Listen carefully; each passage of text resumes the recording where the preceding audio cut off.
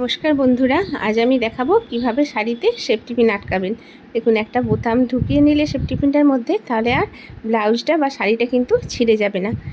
এবারে দেখাবো মিক্সারের বাটির যদি ব্লেডগুলোর ধার কমে যায়, কয়েক টুকরো বরফ দিয়ে ওইটি একটু মিক্সারটা ঘুরিয়ে নিলে ব্লেডগুলো আবার নতুনের মতো ধার হয়ে যাবে।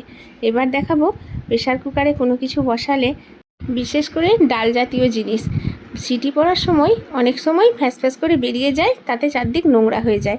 প্রেশার কুকারের ঢাকাটি উল্টো করে তার মধ্যে কয়েক ফোঁটা সর্ষের তেল দিয়ে তারপর ঢাকাটি এঁটে দেবেন। দেখবেন এতে আর আগের মতো কিছু বেরোচ্ছে না।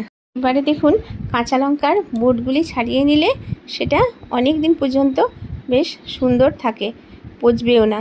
আর মোটা সমেত রয়ে গেলে কাঁচা লঙ্কাগুলি কিন্তু পচে যাবে। এবার দেখুন কুমড়োকে কিভাবে ভালো রাখবেন। আমি কয়েক টুকরো কুমড়ো 7 দিন আগে ফ্রিজে ভরে রেখেছিলাম। দেখুন এখনও সেগুলি ওই রকমই রয়েছে। গোটা কুমড়ো অনেকেই বাড়িতে নিয়ে আসেন, তো একটু ব্যবহার করার পরে পাখিটা কিন্তু পচে যায়, ফেলে দিতে হয়। তো কুমড়োকে ছোট ছোট করে কেটে নিয়ে ওর যে আঁশটা থাকে বীজ সমেত, সেটি ভালো করে পরিষ্কার করে ফেলে দিতে হবে। দিয়ে আপনি ফ্রিজে রাখবেন, এটা কিন্তু অনেক দিন আপনি ব্যবহার করতে পারবেন। তো বন্ধুরা, আমি কয়েকটি টিপস দিলাম, যদি ভালো লেগে থাকে একটু লাইক করে দেবেন।